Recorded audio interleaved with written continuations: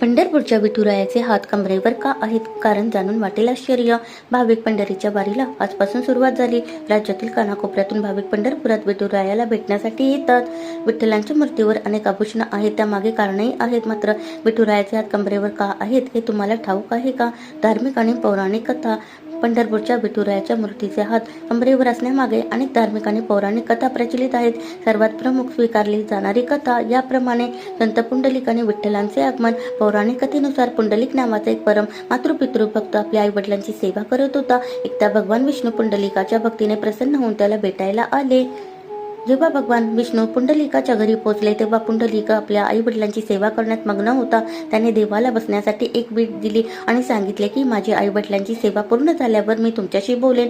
पुंडलिक सेवा आपल्या भक्ताच्या मातृपितृ भक्तीने आणि सेवाभावाने भगवान विष्णू अत्यंत प्रभावित झाले. पुंडलिक सेवा पूर्ण करून येईपर्यंत भगवान विष्णू त्याच विटेवर हात कमरेवर ठेवून उभे राहिले.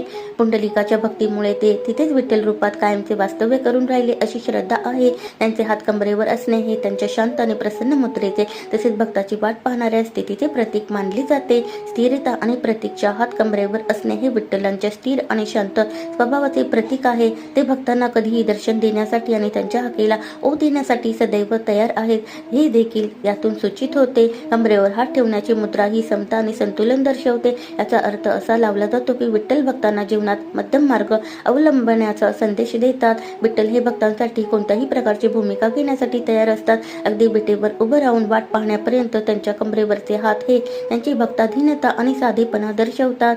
थोडक्यात विठुरायांच्या कमरेवरील हातांची मुद्रा ही त्यांच्या शांत, प्रेमळ, भक्ताधीन आणि समतोल स्वभावाची साक्ष देते.